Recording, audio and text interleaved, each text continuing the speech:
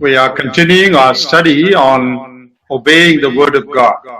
ದೇವರ ವಾಕ್ಯದ ಅಧ್ಯಯನವನ್ನು ನಾವು ಮಾಡುತ್ತಾ ನಾವು ಬಂದಿದ್ದೇವೆ. ಯಾವ ರೀತಿಯಾಗಿ ದೇವರ ವಾಕ್ಯಕ್ಕೆ ನಾವು ವಿಧೇಯರಾಗಬೇಕೆಂಬುದಾಗಿರುವ ಪ್ರಸ್ತಾಪದಲ್ಲಿ We will just refresh our memories as to what we studied in the last class. ಕಳೆದ ತರಗತಿಯಲ್ಲಿ ನಾವು ಏನನ್ನು ನಾವು ಕಲಿಯುತ್ತಾ ಬಂದಿದ್ದೇವೆ ಎಂಬುದಾಗಿ ನಾವು ಪುನಃ ಜ್ಞಾಪಕ ಮಾಡಿಕೊಳ್ಳೋಣ.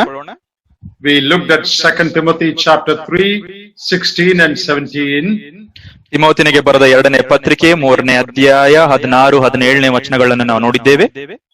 And we saw that the word of God is given to us that we might be perfect, that is, we might grow into spiritual maturity. ಆತ್ಮೀಕ ರೀತಿಯಾದ ಪರಿಪಕ್ವತೆಗೆ ನಾವು ಬೆಳೆಯಬೇಕೆಂಬುದಾಗಿ ದೇವರ ವಾಕ್ಯವನ್ನು ದೇವರು ನಮಗೆ ಕೊಟ್ಟಿದ್ದಾನೆ. That is the purpose with which God gave us his word. ಈ ಒಂದು ಉದ್ದೇಶದಿಂದ ಕರ್ತನು ತನ್ನ ವಾಕ್ಯವನ್ನು ನಮಗೆ ಕೊಟ್ಟಿದ್ದಾನೆ. And we saw that there are promises and also commandments in God's word. ದೇವರ ವಾಕ್ಯದಲ್ಲಿ ವಾಗ್ದಾನಗಳು ಸಹ ಉಂಟು ಮತ್ತು ಅದೇ ರೀತಿಯಲ್ಲಿ ಆಜ್ಞೆಗಳು ಸಹ ಉಂಟು. And we are asked to obey all the commandments, not some of them, but all of them.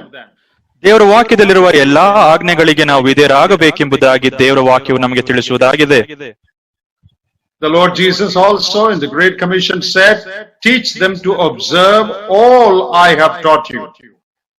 ನಾನು ನಿಮಗೆ ಕಲಿಸಲ್ಕೊಟ್ಟ ಎಲ್ಲಾ ಸಂಗತಿಗಳನ್ನು ಅವರಿಗೆ ಉಪದೇಶಿಸು ಎಂಬುದಾಗಿ ಕರ್ತನಾದ ಯೇಸು ಕ್ರಿಸ್ತನು ತಾನೇ ಆತನು ಮಹಾ ನಿಯೋಗದಲ್ಲಿ ಆತನು ತಿಳಿಸಿದನು. Then we learned that all of God's commandments are for our good. ದೇವರು ಕೊಟ್ಟಿರುವ ಎಲ್ಲಾ ಆಜ್ಞೆಗಳು ನಮ್ಮ ಒಳಿತಿಗಾಗಿ ಇರುವುದಾಗಿದೆ. Now, if we understand that properly, we will be happy to obey all that God has said. ಇದನ್ನು ನಾವು ಪರಿಪಾಲಿಸುವುದಾದರೆ ಕರ್ತನನ್ನು ನಾವು ಹಿಂಬಾಲಿಸುವುದರಲ್ಲಿ ನಮಗೆ ಸಹಾಯಕವಾಗುವುದಾಗಿದೆ. Very often Satan wants us to believe that God is actually trying to spoil our fun. He has given us all these commandments to make our life miserable. ನಮ್ಮ ಜೀವನವನ್ನು ನಾವು ಹಾಳು ಮಾಡುವುದಕ್ಕೋಸ್ಕರ ಮತ್ತು ಹಿಂಸೆ ಪಡಿಸುವುದಕ್ಕೋಸ್ಕರ ದೇವರು ಈ ರೀತಿಯಾದ ಆಜ್ಞೆಗಳನ್ನು ಆತನು ಕೊಡುತ್ತಾ ಇದ್ದಾನೆ ಎಂಬುದಾಗಿರುವ ಆಲೋಚನೆಯನ್ನು ಸೈತಾನನು ನಮ್ಮ ಮನಸ್ಸಿಗೆ ಆತನು ಕೊಡುವನಾತನು ಆಗಿದ್ದಾನೆ. That's a lie of the devil. ಇದು ಸೈತಾನನ ಒಂದು ಸುಳ್ಳು ಮಾತಾಗಿದೆ. All of God's commandments are because he loves us and because he is interested in our ultimate well-being. ನಮ್ಮ ಒಂದು ಒಳಿತಿಗಾಗಿ ನಾವೆಲ್ಲರೂ ಸಹ ಒಳ್ಳೆ ರೀತಿಯಾಗಿ ನಾವು ಜೀವನ ಮಾಡಬೇಕು, ಒಳ್ಳೆ ರೀತಿಯಾಗಿ ಇರಬೇಕೆಂಬುದಾಗಿ ಕರ್ತನು ತನ್ನ ಆಜ್ಞೆಗಳನ್ನು ತನ್ನ ವಾಕ್ಯದಲ್ಲಿ ಆತನು ಕೊಟ್ಟಿದ್ದಾನೆ. Now we looked at 3 important blessings that come by obeying God's word. ದೇವರ ವಾಕ್ಯಕ್ಕೆ ನಾವು ವಿಧೇಯರಾಗುವುದಾದರೆ ಅದರಿಂದ ಬರುವ 3 ಒಂದು ಆಶೀರ್ವಾದಗಳು ಏನೆಂಬುದಾಗಿ ಈಗಾಗಲೇ ನಾವು ನೋಡಿದ್ದೇವೆ. The first one we looked at is that all of God's commandments are for our good. ದೇವರು ಕೊಟ್ಟಿರುವ ಎಲ್ಲಾ ಆಜ್ಞೆಗಳು ಅದೆಲ್ಲವೂ ಸಹ ನಮ್ಮ ಒಳಿತಿಗಾಗಿರುವುದಾಗಿದೆ. Secondly, we saw that it is good for the next generation to come. ಮತ್ತು ಮುಂದಿನ ಪೀಳಿಗೆಗೂ ಸಹ ನಾವು ದೇವರ ಆಜ್ಞೆಗಳನ್ನು ನಾವು ಪರಿಪಾಲಿಸುವುದಾದ್ರೆ ಅವರಿಗೂ ಸಹ ಒಳ್ಳೆದಾಗುವುದಾಗಿದೆ. That it may go well with you and your children after you. ನಿಮಗೂ ಮತ್ತು ನಿಮ್ಮ ಸಂತತಿಯವರಿಗೂ ಸಹ ಇದರಿಂದ ಒಳ್ಳೆಯದಾಗಲಿ ಎಂಬುದಾಗಿ. And thirdly, we saw that obedience to God's commands will make us great in this world and in the world to come. ನಾವು ದೇವರ ಆಜ್ಞೆಗಳನ್ನು ನಾವು ಪರಿಪಾಲಿಸುವುದಾದ್ರೆ ಈ ಒಂದು ಲೋಕದಲ್ಲಿಯೂ ಮತ್ತು ಮುಂದೆ ಬರಲಿಕ್ಕಿರುವ ಲೋಕದಲ್ಲಿಯೂ ಸಹ ನಮ್ಮನ್ನು ಮಹಾ ವ್ಯಕ್ತಿಗಳಾಗಿ ಅದು ಮಾಡುವುದಾಗಿದೆ. It will make us great in the kingdom of heaven. ಪರಲೋಕ ರಾಜ್ಯದಲ್ಲಿ ನಮ್ಮನ್ನು ಉನ್ನತರಾಗಿ ಅದು ಮಾಡುವುದಾಗಿದೆ. The present kingdom of heaven is down here on this earth in the church. ಈ ಒಂದು ಪ್ರಸ್ತುತ ದೇವರ ರಾಜ್ಯವು ಈ ಪ್ರಸ್ತುತ ಕಾಲದಲ್ಲಿ ಸಭೆಯಲ್ಲಿ ಅದು ಉಂಟು. And there is also a future aspect of the kingdom of heaven, and we will be great there also.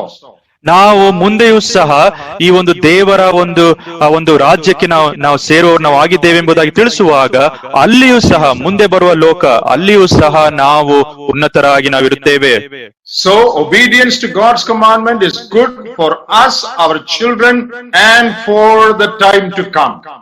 ನಾವು ದೇವರ ಆಜ್ಞೆಗಳನ್ನು ಪರಿಪಾಲಿಸುವುದಾದ್ರೆ ನಮಗದು ಒಳ್ಳೆಯದಾಗುವುದಾಗಿದೆ, ನಮ್ಮ ಸಂತತಿಯವರಿಗೂ ಸಹ ಅದು ಒಳ್ಳೆಯದಾಗುವುದಾಗಿದೆ ಮತ್ತು ಅದೇ ಸಂದರ್ಭದಲ್ಲಿ ಮುಂದೆ ಬರುವ ರಾಜ್ಯದಲ್ಲಿ ನಾವು ಉನ್ನತರಾಗಿ ನಾವಿರಬಹುದು ಅಥವಾ ಶ್ರೇಷ್ಠರಾಗಿ ನಾವಿರಬಹುದು.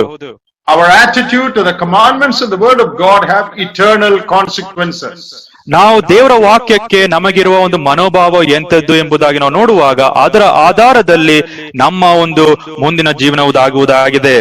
I think when we get up to the other world and stand before the judgment seat of Christ, ನಾವು ಕರ್ತನ ನ್ಯಾಯಸ್ಥಾನದ ಮುಂದೆ ನಾವು ನಿಲ್ಲುವಾಗ all of us may say, I wish if I had obeyed God more. ನಾನು ಕರ್ತನನ್ನು ಇನ್ನೂ ಹೆಚ್ಚಾಗಿ ನಾನು ಆತನಿಗೆ ನಾನು ವಿಧೇಯನಾಗುವುದಾದ್ರೆ ಅದು ಒಳ್ಳೆಯದಾಗ್ತಾ ಇತ್ತು ಎಂಬುದಾಗಿ ನಾವು ಅಂದುಕೊಳ್ಳಬಹುದು. Let us not have such regrets at the judgment seat of Christ, so let us obey all the commandments right now. ನಾವು ಅಲ್ಲಿ ಆ ಒಂದು ಸ್ಥಳಕ್ಕೆ ನಾವು ಹೋಗುವಾಗ ಆ ರೀತಿಯಾದ ಒಂದು ಪಶ್ಚಾತ್ತಾಪ ನಮಗಾಗಬಾರದು. ಅದೆಲ್ಲವೂ ಆತನ ಆಜ್ಞೆಗಳನ್ನೆಲ್ಲವೂ ಸಹ ನಾವು ಇಲ್ಲಿ ನಾವು ಪರಿಪಾಲಿಸೋಣ. Now today we will turn to Psalm 119. ನಾವು ಈ ದಿನ 119ನೇ ಕೀರ್ತನೆಗೆ ನಮ್ಮ ಸತ್ಯವೇದಗಳನ್ನು ನಾವು ತಿರುಗಿಸೋಣ. Now we know that that's a psalm that talks about the word of God and obedience to it. ಈ ಒಂದು ಕೀರ್ತನೆಯಲ್ಲಿ ದೇವರ ವಾಕ್ಯದ ಕುರಿತಾಗಿ ತಿಳಿಸುವುದಾಗಿದೆ ಮತ್ತು ದೇವರ ವಾಕ್ಯಕ್ಕೆ ನಮ್ಮ ಒಂದು ವಿಧೇಯತ್ವವನ್ನು ತಿಳಿಸುವುದಾಗಿದೆ. Most of the verses in Psalm 119 talk about the word of God directly. ನೇರವಾಗಿ 119ನೇ ಕೀರ್ತನೆಯಲ್ಲಿ ಬಹುತೇಕವಾಗಿರುವ ವಚನ ಭಾಗಗಳು ದೇವರ ವಾಕ್ಯದ ಕುರಿತಾಗಿ ನೇರವಾಗಿ ಅದು ಮಾತನಾಡುವುದಾಗಿದೆ. There are only very few verses in that psalm that do not directly connect to the word of God. ಆ ಕೆಲವು ವಚನಗಳು ಮಾತ್ರ ನೇರವಾಗಿ ದೇವರ ವಾಕ್ಯಕ್ಕೆ ಅದು ಅನುಗುಣ ಅಥವಾ ದೇವರ ವಾಕ್ಯದ ಕುರಿತಾಗಿ ನೇರವಾಗಿ ಅದು ತಿಳಿಸುವುದಿಲ್ಲ. If you read verses 1 to 8 of Psalm 119, 119ನೇ ಕೀರ್ತನೆಯ ಮೊದಲನೆಯ 8 ವಚನ ಭಾಗಗಳನ್ನು ನೀವು ಓದುವುದಾದರೆ, these verses talk repeatedly about keeping God's commandments, that is, obeying God's commandments. ಈ 8 ವಚನಗಳಲ್ಲಿ ನಾವು ಕರ್ತನ ಆಜ್ಞೆಗಳನ್ನು ನಾವು ಸಂಪೂರ್ಣವಾಗಿ ನಾವು ಕೈಕೊಂಡು ನಡೆಯಬೇಕು ಎಂಬುದಾಗಿ ತಿಳಿಸುವುದಾಗಿದೆ. Now we will read verse 18. 18ನೇ ವಚನವನ್ನು ನಾವು ಓದೋಣ. Open my eyes that I may see wondrous things from your law. ನನ್ನ ಕಣ್ಣು ತೆರೆ, ಆಗ ನಿನ್ನ ಧರ್ಮಶಾಸ್ತ್ರದ ಅದ್ಭುತಗಳನ್ನು ಕಂಡುಕೊಳ್ಳುವೆನು. That's a very good prayer of the psalmist. ಈ ಕೀರ್ತನೆಗಾರನು ಆತನು ಮಾಡುವ ಒಂದು ಒಳ್ಳೆಯ ಪ್ರಾರ್ಥನೆ ಇದಾಗಿದೆ. Open my eyes that I may behold wondrous things from your law. ನನ್ನ ಕಣ್ಣು ತೆರೆ, ಆಗ ನಿನ್ನ ಧರ್ಮಶಾಸ್ತ್ರದ ಅದ್ಭುತಗಳನ್ನು ಕಂಡುಕೊಳ್ಳುವೆನು. Now there are three things in this prayer. ಈ ಒಂದು ಪ್ರಾರ್ಥನೆಯಲ್ಲಿ 3 ಅಂಶಗಳು ಉಂಟು. There are wonderful things in the word of God. ದೇವರ ವಾಕ್ಯದಲ್ಲಿ ಅದ್ಭುತಗಳು ಉಂಟು. And without God opening our eyes, we cannot see them. ಕರ್ತನು ನಮ್ಮ ಒಂದು ನೇತ್ರಗಳನ್ನು, ನಮ್ಮ ಕಣ್ಣುಗಳನ್ನು ಆತನು ತೆರೆಯದೇ ಇದ್ದರೆ ನಾವು ಅದನ್ನು ನಾವು ಕಾಣಲಾರೆವು. And thirdly, we need to pray that we may get divine illumination to understand these truths. ಮತ್ತು ದೇವರ ಒಂದು ಜ್ಞಾನವು ಈ ಸತ್ಯಾಂಶಗಳನ್ನು ಅರ್ಥ ಮಾಡಿಕೊಳ್ಳುವುದಕ್ಕೋಸ್ಕರ ನಮಗೆ ಬೇಕಾಗಿದೆ. So there are wonderful things in the word of God. ದೇವರ ವಾಕ್ಯದಲ್ಲಿ ಅದ್ಭುತಗಳು ಉಂಟು. And God himself needs to open our eyes that we may see those wonderful things. ನಾವು ಆ ಅದ್ಭುತಗಳನ್ನು ನೋಡುವುದಕ್ಕೋಸ್ಕರ ಕರ್ತನು ತಾನೇ ನಮ್ಮ ಕಣ್ಣುಗಳನ್ನು ತೆರೆಯಬೇಕು. The writer of these scriptures, that is the Holy Spirit himself, should teach us these truths. ಈ ಒಂದು ಸತ್ಯಾಂಶಗಳನ್ನು, ಸತ್ಯವೇದವನ್ನು ಬರೆದವನು ಅಥವಾ ಪವಿತ್ರಾತ್ಮನು ಆತನು ತಾನೇ ಈ ಸತ್ಯಾಂಶಗಳನ್ನು ನಮಗೆ ಬೋಧಿಸಿಕೊಡಬೇಕು. Understanding the word of God is not like reading and understanding any other book in the world. ಈ ಲೋಕದಲ್ಲಿ ಬೇರೆ ಪುಸ್ತಕಗಳನ್ನು ಓದುವ ಪ್ರಕಾರ ಸತ್ಯವೇದಗಳನ್ನು ಓದಿ ಆ ರೀತಿಯಾಗಿ ಅರ್ಥ ಮಾಡಿಕೊಳ್ಳುವುದಕ್ಕೆ ಸಾಧ್ಯವಿಲ್ಲ. We need the help of God, the Holy Spirit, to understand spiritual truths from the word of God. ದೇವರ ವಾಕ್ಯದಿಂದ ಸತ್ಯಾಂಶಗಳನ್ನು ನಾವು ಕಲಿಯಬೇಕಾದ್ರೆ ನಾವು ದೇವರ ಸಹಾಯ, ಪವಿತ್ರಾತ್ಮನ ಸಹಾಯ ನಮಗೆ ಬೇಕಾಗಿದೆ. We read repeatedly in the New Testament about God opening our eyes. ನಾವು ಹೊಸ ಒಡಂಬಡಿಕೆಯಲ್ಲಿ ದೇವರು ನಮ್ಮ ಕಣ್ಣುಗಳನ್ನು ಆತನು ತೆರೆಯುತ್ತಾನೆ ಅಥವಾ ತೆರೆದನು ಎಂಬುದಾಗಿ ಹೊಸ ಒಡಂಬಡಿಕೆಯಲ್ಲಿ ನಾವು ಅನೇಕ ಭಾಗಗಳಲ್ಲಿ ನಾವು ಓದುತ್ತೇವೆ.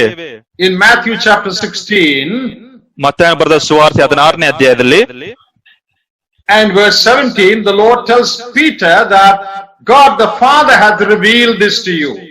ಆ ತಂದೆಯಾದ ದೇವರು ಇದನ್ನು ನಿನಗೆ ವ್ಯಕ್ತಪಡಿಸಿದ್ದಾನೆ ಎಂಬುದಾಗಿ ಪೇತ್ರನಿಗೆ ಕರ್ತನಾಗಿರುವ ಯೇಸು ಕ್ರಿಸ್ತನು ತಿಳಿಸ್ತಾನೆ. And Matthew 11:25, ಮತ್ತಾಯನ ಬರೆದ ಸುವಾರ್ತೆ 11ನೇ ಅಧ್ಯಾಯ 25ನೇ ವಚನದಲ್ಲಿ, there the Lord Jesus says, "This is hidden to the wise and prudent, but revealed to babes." ಇಲ್ಲಿ ಆತನು 11ನೇ ಆತನು ಮಕ್ಕಳಿಗೆ ಆತನು ಇದನ್ನು ವ್ಯಕ್ತಪಡಿಸಿದ್ದಾನೆ, ಜ್ಞಾನಿಗಳಿಗಾದ್ರೂ ಅದನ್ನು ಆತನು ಮರೆ ಮಾಡಿದ್ದಾನೆ, ಮಕ್ಕಳಿಗೆ ಆತನು ವ್ಯಕ್ತಪಡಿಸಿದ್ದಾನೆ. In Luke 24 also we read about the eyes of the disciples being opened. ಮತ್ತು ಲೂಕನು ಬರೆದ ಸುವಾರ್ತೆ 24ನೇ ಅಧ್ಯಾಯದಲ್ಲಿಯೂ ಸಹ ಶಿಷ್ಯರ ಕಣ್ಣುಗಳು ತೆರೆದ ಒಂದು ಸಂಗತಿಯನ್ನು ಸಹ ನಾವು ಓದುತ್ತೇವೆ. That is found in verse 45. ಅದನ್ನು 45ನೇ ವಚನದಲ್ಲಿ ನಾವು ಓದುತ್ತೇವೆ. So the New Testament repeatedly talks about God opening our eyes or giving us divine illumination to understand spiritual truths. ಇಲ್ಲಿ ದೇವರ ವಾಕ್ಯದ ಸತ್ಯಾಂಶಗಳನ್ನು, ಆತ್ಮೀಕ ಸತ್ಯಾಂಶಗಳನ್ನು ಕಲಿಯುವುದಕ್ಕೋಸ್ಕರ ಕರ್ತನು ತಾನೇ ನಮಗೆ ಆತ್ಮೀಕ ಬುದ್ಧಿಯನ್ನು ಆತನು ಕೊಡುವವನಾತನು ಆಗಿದ್ದಾನೆ.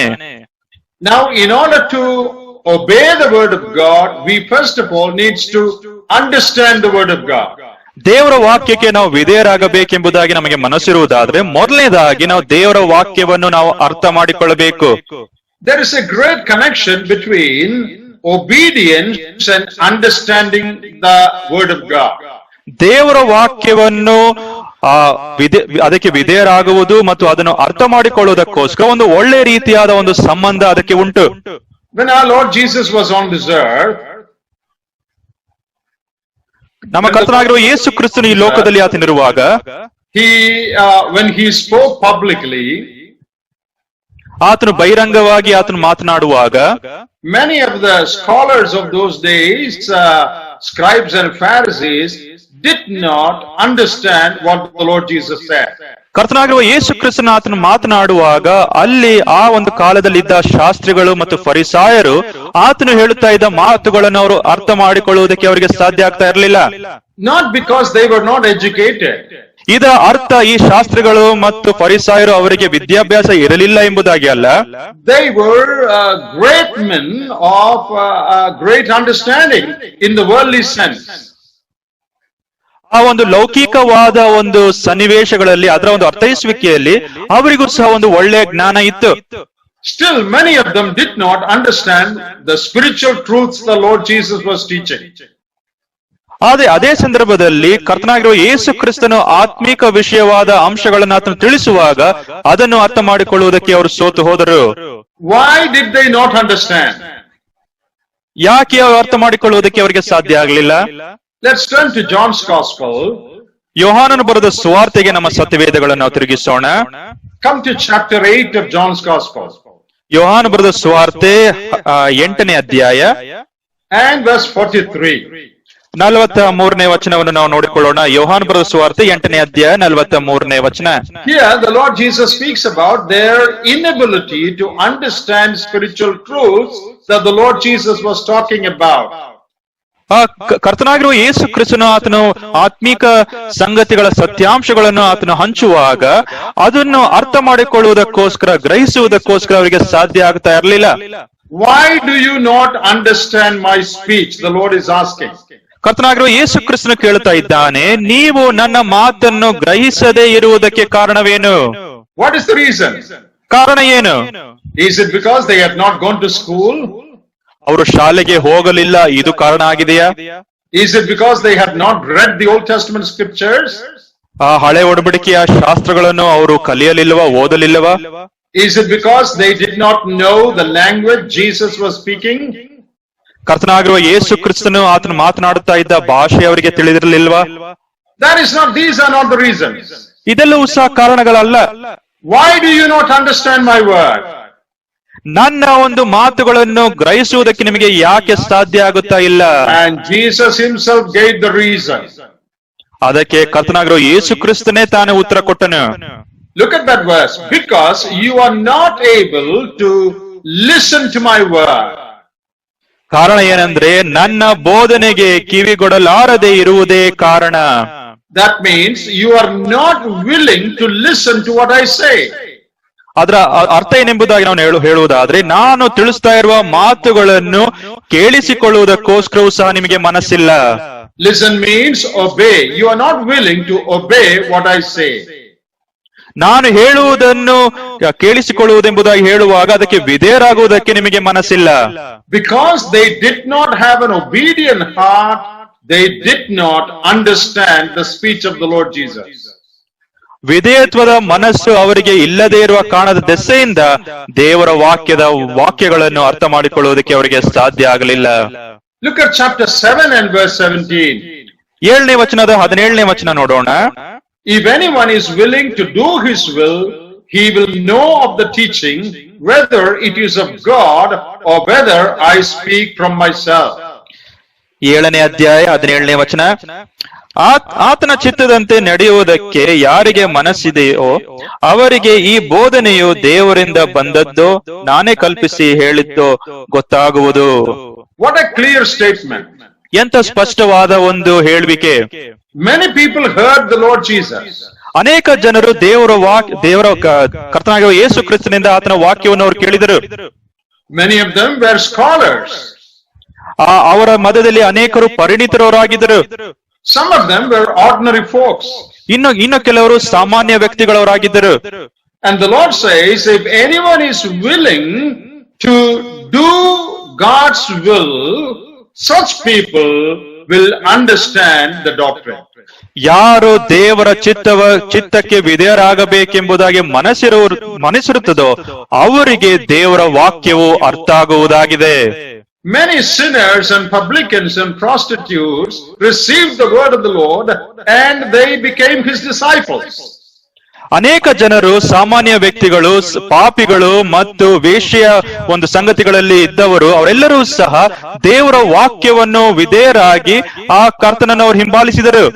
But many of the religious people who knew the Old Testament scriptures very well, they could not understand what the Lord Jesus was saying. ಆದ್ರೆ ಅದೇ ಸಂದರ್ಭದಲ್ಲಿ ಅನೇಕ ಧಾರ್ಮಿಕ ವ್ಯಕ್ತಿಗಳು ಅವರು ಒಳ್ಳೆ ರೀತಿಯಾದ ಒಂದು ಜ್ಞಾನ ಬುದ್ಧಿ ತಿಳುವಳಿಕೆ ಇದ್ದರೂ ಸಹ ಕರ್ತನಾಗಿರುವ ಯೇಸು ಕ್ರಿಸ್ತನ ವಾಕ್ಯಗಳನ್ನು ಕೇಳಿ ಅರ್ಥ ಮಾಡಿಕೊಳ್ಳುವುದಕ್ಕೆ ಅವರಿಗೆ ಸಾಧ್ಯ ಆಗ್ತಾ ಇರಲಿಲ್ಲ. What I am saying, is it of myself or is it the word of God? ನಾನು ಹೇಳುತ್ತಾ ಇರುವ ಮಾತು ಅದು ದೇವರ ವಾಕ್ಯ ಆಗಿದೆಯೋ ಅಥವಾ ನಾನೇ ಕಲ್ಪಿಸಿ ಹೇಳುತ್ತಾ ಇದ್ದೇನೋ? Who will understand that? ಇದನ್ನು ಯಾರು ಅರ್ಥ ಮಾಡಿಕೊಳ್ಳುತ್ತಾರೆ? Anyone willing to do his will. ಯಾರ್ಯಾರು ಆತನ ಚಿತ್ತವನ್ನು ಮಾಡುವುದಕ್ಕೋಸ್ಕರ ಮನಸ್ಸಿದೆಯೋ ಅವರಿಗೆ ಅರ್ಥ ಆಗುವುದಾಗಿದೆ. Here is a great spiritual truth. ಇಲ್ಲಿ ಒಂದು ಮಹಾ ಆತ್ಮೀಕ ರೀತಿಯಾದ ಒಂದು ಸತ್ಯಾಂಶ ಉಂಟು. This is relevant for us also today. ಈ ದಿನಕ್ಕೂ ಸಹ ಇದು ಅನ್ವಯಿಸುವುದಾಗಿದೆ. We can read the Bible for years and years and years. ನಾವು ಅನೇಕ ವರ್ಷಗಳ ಕಾಲ ದೇವರ ವಾಕ್ಯವನ್ನು, ಸತ್ಯವೇದವನ್ನು ನಾವು ಓದುತ್ತಲೇ ನಾವಿರಬಹುದು. And we may not hear God speaking to us. ಮತ್ತು ದೇವರು ನಮ್ಮೊಟ್ಟಿಗೆ ಆತನು ಮಾತನಾಡದೇ ಇರುವ ಒಂದು ಸಂಗತಿಯನ್ನು ನಾವು ಕೇಳಿಸಿಕೊಳ್ಳದೆ ನಾವು ಇರಬಹುದು. What is the reason? ಕಾರಣ ಏನು? Very often we are not willing to obey what God says. ಅನೇಕ ಬಾರಿ ಕರ್ತನು ನಮಗೆ ತಿಳಿಸುವ ಮಾತುಗಳನ್ನು ಅದಕ್ಕೆ ವಿಧೇಯರಾಗುವುದಕ್ಕೆ ನಮಗೆ ಮನಸ್ಸಿಲ್ಲ. We are not willing to humble ourselves before God. ನಾವು ಕರ್ತನ ಮುಂದೆ ನಮ್ಮನ್ನೇ ದೀನತೆ ಸ್ವಭಾವಕ್ಕೆ ನಡೆಸುವುದಕ್ಕೆ ನಮಗೆ ಮನಸ್ಸಿಲ್ಲ. We are not willing to change our lifestyle. ನಾವು ನಮ್ಮ ಜೀವನ ಶೈಲಿಯನ್ನು ಬದಲಾಯಿಸುವುದಕ್ಕೆ ನಮಗೆ ಮನಸ್ಸಿಲ್ಲ. We are not willing to give up our pride, or sometimes we are not willing to give up some sins that we practice in our life. ನಾವು ನಮ್ಮ ಒಂದು ಹೆಮ್ಮೆ ಜಂಬವನ್ನು ತ್ಯಾಗ ಮಾಡುವುದಕ್ಕೆ ನಮಗೆ ಮನಸ್ಸಿಲ್ಲ. ನಾವು ಅಭ್ಯಾಸ ಮಾಡುವ ಪಾಪಗಳನ್ನು ತ್ಯಜಿಸುವುದಕ್ಕೆ ನಮಗೆ ಮನಸ್ಸಿಲ್ಲ. And therefore, though we read the word of God repeatedly, nothing happens to us. ನಾವು ಆ ಒಂದು ಸಂದರ್ಭದಲ್ಲಿ ಅಂತ ಜೀವನ ಶೈಲಿಯನ್ನು ನಾವಿಟ್ಟು ನಾವು ದೇವರ ವಾಕ್ಯವನ್ನು ನಾವು ಓದುವುದಾದ್ರೆ ಅದೇನು ಸಹ ನಮ್ಮಲ್ಲಿ ಅದು ಕಾರ್ಯ ಮಾಡುವುದಿಲ್ಲ. But the Lord Jesus said, those who want to obey his word, they will understand the doctrine. ಯಾರ್ಯಾರು ನನ್ನ ವಾಕ್ಯಗಳಿಗೆ ವಿಧೇಯರಾಗಬೇಕೆಂಬುದಾಗಿ ಮನಸ್ಸಿದೆಯೋ ಅವರಿಗೆ ಅರ್ಥ ಆಗುತ್ತದೆ ಎಂಬುದಾಗಿ ಕರ್ತನಾಗಿರುವ ಯೇಸು ಕ್ರಿಸ್ತನು ತಿಳಿಸುತ್ತಾನೆ. So God enlightens the minds of those who have an obedient heart. ಯಾರಿಗೆ ವಿಧೇಯತ್ವದ ಒಂದು ಹೃದಯ ಮನಸ್ಸು ಉಂಟು ಕರ್ತನು ಅವರಿಗೆ ಬುದ್ಧಿಯನ್ನು ಆತನು ಚೈತನ್ಯಗೊಳಿಸುತ್ತಾನೆ. What spiritual progress have we made after reading the word of God for 10, 20, 30 years? 10, 20, 30 ವರ್ಷಗಳ ಕಾಲ ದೇವರ ವಾಕ್ಯವನ್ನು ನಾವು ಓದುತ್ತಾ ಆ ಒಂದು ವಾಕ್ಯವು ನಮ್ಮಲ್ಲಿ ಏನಾಗಿದೆ, We read it over and over again. ನಾವು ಪದೇ ಪದೇ ದೇವರ ವಾಕ್ಯವನ್ನು ನಾವು ಓದುತ್ತೇವೆ. But how many of us really understand what God is saying through the pages of the scripture? ಆದ್ರೆ ದೇವರ ವಾಕ್ಯದ ಪುಟಗಳಿಂದ ಕರ್ತನು ನಮ್ಮೊಟ್ಟಿಗೆ ಏನು ಮಾತನಾಡಲಿಕ್ಕೆ ಇಷ್ಟವುಳ್ಳವನಾಗಿದ್ದಾನೆ ಎಂಬುದಾಗಿ ನಮಗೆ ಅರ್ಥ ಆಗ್ತದ. And God allows people who are not obedient to be deceived also. ಮತ್ತು ಯಾರು ವಿಧೇಯರಾಗಿ, in 2 Thessalonians chapter 2, ಥೆಸಲೋನಿಕದವರಿಗೆ ಬರೆದ 2ನೇ ಪತ್ರಿಕೆ 2ನೇ ಅಧ್ಯಾಯದಲ್ಲಿ when you read verses 10 to 12, 10ನೇ ವಚನದಿಂದ 12ನೇ ವಚನವನ್ನು ನಾವು ಓದುವುದಾದರೆ, there we read that those who do not love the truth are allowed to be deceived. ಯಾರು ಸತ್ಯಾಂಶವನ್ನು ಅವರು ಅರ್ಥ ಮಾಡಿಕೊಂಡು ಪರಿಪಾಲಿಸುವುದಿಲ್ಲವೋ ಅವರು ವಂಚನೆಗೊಳಗಾಗುವುದಕ್ಕೆ ಅವರಿಗೆ ಅನುಮತಿ ಕೊಡಲಾಗುವುದು ಎಂಬುದಾಗಿ. Now this verse is not directly talking about us. ಈ ಒಂದು ವಾಕ್ಯವು ನೇರವಾಗಿ ನಮ್ಮ ಕುರಿತಾಗಿ ತಿಳಿಸುವುದಿಲ್ಲ. It is about the people who live in the days of Antichrist. ಅಲ್ಲಿ ಕ್ರಿಸ್ತ ವಿರೋಧಿಯ ದಿನಗಳಲ್ಲಿ ವಾಸವಾಗುವ ಜನರ ಕುರಿತಾಗಿ ತಿಳಿಸುವುದಾಗಿದೆ. But I think this biblical principle is applicable even today. ಆದ್ರೆ ಈ ಒಂದು ಸತ್ಯವೇದದ ಒಂದು ತತ್ವವು ಈ ದಿನಕ್ಕೂ ಸಹ ಅದು ಅನ್ವಯಿಸುವುದಾಗಿದೆ. Those who are not willing to honestly face up to what God says, those who do not love the truth, God allows them to be deceived. ಯಾರು ಸತ್ಯಾಂಶವನ್ನು, ದೇವರ ವಾಕ್ಯದ ಸತ್ಯಾಂಶವನ್ನು ಕೇಳಿ ತಿಳಿದುಕೊಂಡು ಅದನ್ನು ಪರಿಪಾಲಿಸುವುದಕ್ಕೆ ಅವರಿಗೆ ಮನಸ್ಸಿಲ್ಲವೋ ಅಂತವರು ವಂಚನೆಗೊಳಗಾಗುವುದಕ್ಕೆ ಕರ್ತನು ಅನುಮತಿ ಕೊಡುವವನಾತನು ಆಗಿದ್ದಾನೆ. So this is a very, very important truth that we need to listen to. ಈ ಒಂದು ಸತ್ಯಾಂಶಕ್ಕೆ ನಾವು ತುಂಬಾ ಗಮನವನ್ನು ನಾವು ವಹಿಸಬೇಕು. Now if you will come with me to the Old Testament, ನಾವು ಈಗ ಹಳೆ ಒಡಂಬಡಿಕೆಗೆ ನಾವು ಬರುವುದಾದರೆ, in Deuteronomy chapter 28, ನಾವು ಧರ್ಮೋಪದೇಶ ಕಾಂಡ 28ನೇ ಅಧ್ಯಾಯ, there are blessings promised to those who obey the word and curse that would fall on those who do not obey. ಯಾರು ದೇವರ ವಾಕ್ಯಕ್ಕೆ ವಿಧೇಯರಾಗುತ್ತಾರೋ ಅವರಿಗೆ ಆಶೀರ್ವಾದ, ಮತ್ತು ಯಾರು ದೇವರ ವಾಕ್ಯಕ್ಕೆ ವಿಧೇಯರಾಗದೇ ಇರುತ್ತಾರೋ ಅವರಿಗೆ ಶಾಪ ಎಂಬುದಾಗಿ ಅಲ್ಲಿ ಓದುತ್ತೇವೆ. In Deuteronomy 28 verses 1 and 2, ಧರ್ಮೋಪದೇಶ ಕಾಂಡ 28ನೇ ಅಧ್ಯಾಯ 1-2ನೇ ವಚನಗಳಲ್ಲಿ, the Lord says, these blessings shall come upon thee if you obey these truths. ಇಲ್ಲಿ ದೇವರು ಆತನು ತಿಳಿಸುವ ಸಂಗತಿ 2ನೇ ವಚನದಲ್ಲಿ, ನಿಮ್ಮ ದೇವರಾದ ಯೆಹೋವನ ಮಾತಿಗೆ ಕಿವಿಗೊಟ್ಟು ನಡೆದರೆ ಈ ಶುಭಗಳೆಲ್ಲ ನಿಮಗೆ ಪ್ರಾಪ್ತವಾಗುವವು. Blessings on all those who obey these commandments.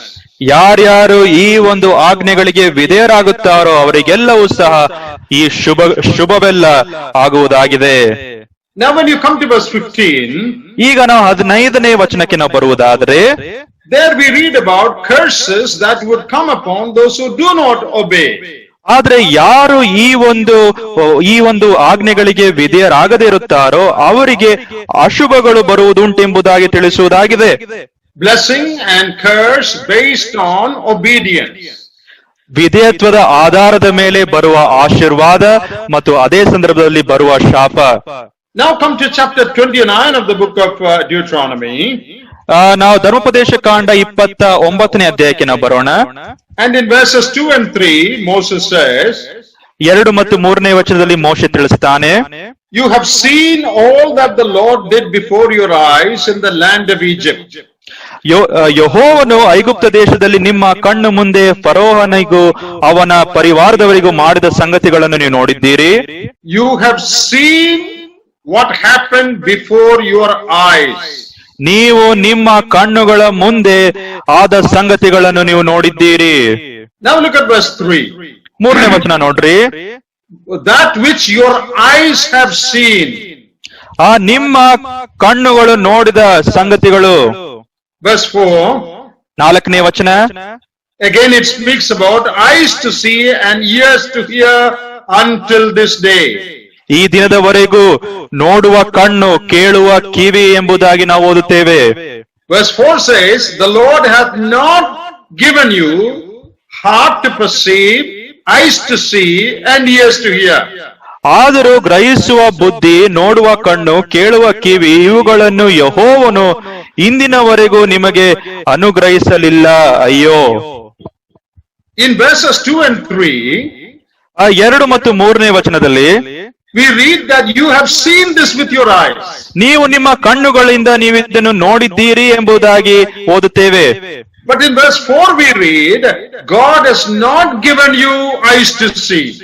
ಆದ್ರೆ 4ನೇ ವಚನಕ್ಕೆ ನಾವು ಬರುವಾಗ ನೋಡುವುದಕ್ಕೆ ಕಣ್ಣುಗಳನ್ನು ಕರ್ತನು ಅನುಗ್ರಹಿಸಲಿಲ್ಲ ಎಂಬುದಾಗಿ ಓದುತ್ತೇವೆ.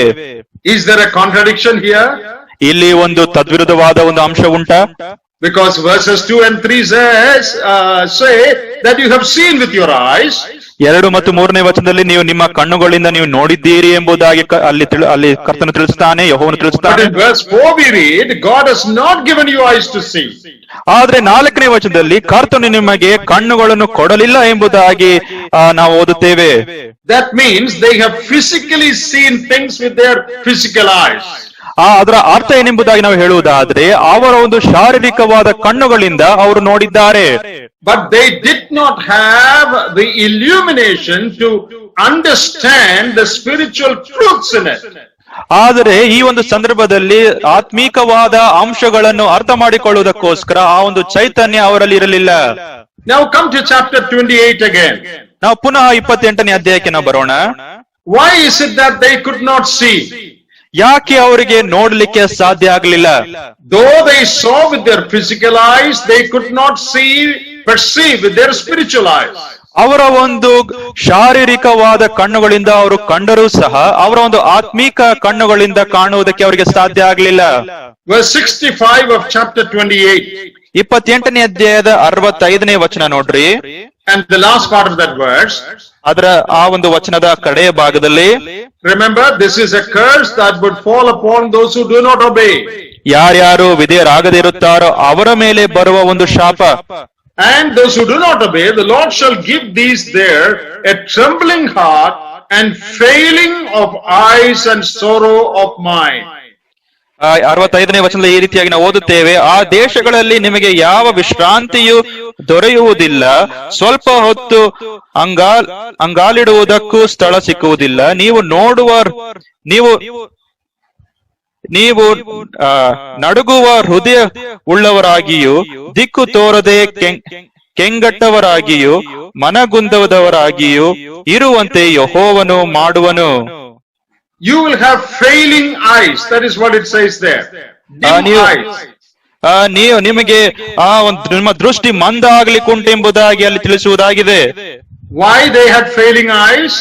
ಅವರ ಒಂದು ಕಣ್ಣುಗಳು ಯಾಕೆ ಮಂದ ಆಗುತ್ತಾ ಉಂಟು? Because that's a curse that comes upon those who are not willing to obey the commandments of God. ಯಾರು ಕರ್ತನ ಆಜ್ಞೆಗಳಿಗೆ ವಿಧೇಯರಾಗುವುದಕ್ಕೆ ಮನಸ್ಸಿಲ್ಲವೋ ಅಂತವರ ಮೇಲೆ ಈ ಒಂದು ಶಾಪವು ಬರ್ಲಿಕ್ಕುಂಟು. So do you see what this passage is teaching? ಈ ಒಂದು ವಾಕ್ಯ ಭಾಗದಿಂದ ನಾವು ಏನು ನೋಡ್ಲಿಕ್ಕೆ ಏನು ಕಲಿಸ್ತಾ ಉಂಟು ಎಂಬುದಾಗಿ ನಮ್ಗೆ ಅರ್ಥ ಆಗ್ತಾ ಇದೆಯಾ? In chapter 29 we read that though they saw with their physical eyes, God has not given them the spiritual eyes or illumination to understand these truths. ನಾವು ಓದಿದ ಸಂಗತಿಗಳನ್ನು 29ನೇ ಅಧ್ಯಾಯದಲ್ಲಿ ಅವರ ಒಂದು ಶಾರೀರಿಕವಾದ ಕಣ್ಣುಗಳಿಂದ ಅವರು ನೋಡಿದರು, ಆದರೆ ಆತ್ಮೀಕ ಕಣ್ಣುಗಳಿಂದ ನೋಡುವುದಕ್ಕೆ ಕರ್ತನು ಅವರಿಗೆ ಚೈತನ್ಯವನ್ನು ಆತನು ಕೊಡಲಿಲ್ಲ. Why their eyes were dim? ಅವರ ಒಂದು ಕಣ್ಣುಗಳು ಯಾಕೆ ಮಂದವಾಗಿ ಇತ್ತು? That is what we read in 28:65. ಅದನ್ನ 28ನೇ ಅಧ್ಯಾಯ 65ನೇ ವಚನದಲ್ಲಿ ನಾವು ಓದಿದ್ದೇವೆ. That is a curse that comes upon those who do not obey the word. ದೇವರ ವಾಕ್ಯಕ್ಕೆ ಯಾರು ವಿಧೇಯರಾಗದೇ ಇರುತ್ತಾರೋ ಅವರ ಮೇಲೆ ಬರುವ ಒಂದು ಶಾಪ ಇದುವೇ ಆಗಿದೆ. What is the spiritual truth that we derive from this passage? ಈ ಒಂದು ವಾಕ್ಯ ಭಾಗದಿಂದ ನಾವು ತೆಗೆದುಕೊಳ್ಳುವ ಆತ್ಮೀಕ ಸತ್ಯಾಂಶ ಏನು? Those who are not willing to obey the word of God, ಯಾರು ದೇವರ ವಾಕ್ಯಕ್ಕೆ ವಿಧೇಯರಾಗಬೇಕು ಎಂಬುದಾಗಿ ಅವರಿಗೆ ಮನಸ್ಸಿಲ್ಲವೋ, one curse that comes upon them is that they will have failing eyes that cannot see spiritual truths. ಅವರ ಒಂದು ಕಣ್ಣುಗಳು ಅದು ಮಂದ ಆಗಲಿಕ್ಕುಂಟು ಮತ್ತು ಆತ್ಮೀಕ ಸತ್ಯಾಂಶಗಳನ್ನು ಲಾಭಗಳನ್ನು ಕಾಣುವುದಕ್ಕೆ ಅವರಿಗೆ ಸಾಧ್ಯ ಆಗುವುದಿಲ್ಲ. That is what happened to the Jewish community in the days of Jesus. ಈ ಒಂದು ಸಂಗತಿಯು ಕರ್ತನಾಗಿರುವ ಯೇಸು ಕ್ರಿಸ್ತನ ಕಾಲದಲ್ಲಿ ಯಹೂದ್ಯರ ಮಧ್ಯದಲ್ಲಿಯೂ ಸಹ ಈ ಸಂಗತಿ ಆಯಿತು. These religious leaders, Pharisees and scribes, heard all that Jesus said. ಕರ್ತನಾಗಿರುವ ಯೇಸು ಕ್ರಿಸ್ತನ ಆತನು ಹೇಳಿದ ಎಲ್ಲಾ ಅಂಶಗಳನ್ನು ಈ ಫರಿಸಾಯರು ಮತ್ತು ಶಾಸ್ತ್ರಿಗಳು ಅವರು ಕೇಳಿಸಿಕೊಂಡರು. They had a very detailed understanding of the Old Testament. ಮತ್ತು ಹಳೆ ಒಡಂಬಡಿಕೆಯ ಎಲ್ಲಾ ಒಂದು ಸಂಗತಿಗಳ ಒಂದು ಒಳ್ಳೆ ಅರ್ಥೈಸುವಿಕೆ ಅವರಿಗಿತ್ತು. They knew the verses about Messiah that was there in the Old Testament. ಹಳೆ ಒಡಂಬಡಿಕೆಯಲ್ಲಿ ಮೆಸ್ಸಿಯನ ಕುರಿತಾಗಿರುವ ಒಂದು ಅಂಶಗಳು ಸಹ ಅವರು ತಿಳಿದುಕೊಂಡಿದ್ದರು. But they could not recognize who the Messiah was. ಆದ್ರೆ ಮೆಸ್ಸಿಯನು ಯಾರು ಎಂಬುದಾಗಿ ಗುರುತು ಮಾಡುವುದಕ್ಕೆ ಅವರಿಗೆ ಸಾಧ್ಯ ಆಗಲಿಲ್ಲ. Though the Lord Jesus spoke great spiritual truths, they could not discern it. ಆ ಕರ್ತನಾಗಿರುವ ಯೇಸು ಕ್ರಿಸ್ತನು ಆತನು ಮಹಾ ಸತ್ಯಾಂಶಗಳನ್ನು ಆತನು ಕಲಿಸಿದರೂ ಸಹ ಅದನ್ನು ಅರ್ಥ ಮಾಡಿಕೊಳ್ಳುವುದಕ್ಕೆ ಅವರಿಗೆ ವಿವೇಚನಾ ಶಕ್ತಿ ಇರಲಿಲ್ಲ. Because they were not willing to obey what the Lord said. ಕಾರಣ ಯಾಕಂದ್ರೆ ದೇವರ ವಾಕ್ಯಕ್ಕೆ ವಿಧೇಯರಾಗುವುದಕ್ಕೆ ಅವರಿಗೆ ಮನಸ್ಸಿರಲಿಲ್ಲ. They were not willing to accept the teaching of the Lord Jesus. ಕರ್ತನಾಗಿರುವ ಯೇಸು ಕ್ರಿಸ್ತನ ಒಂದು ಬೋಧನೆಯನ್ನು ಸ್ವೀಕಾರ ಮಾಡುವುದಕ್ಕೆ ಅವರಿಗೆ ಮನಸ್ಸಿರಲಿಲ್ಲ. As a result, they could not understand though they heard.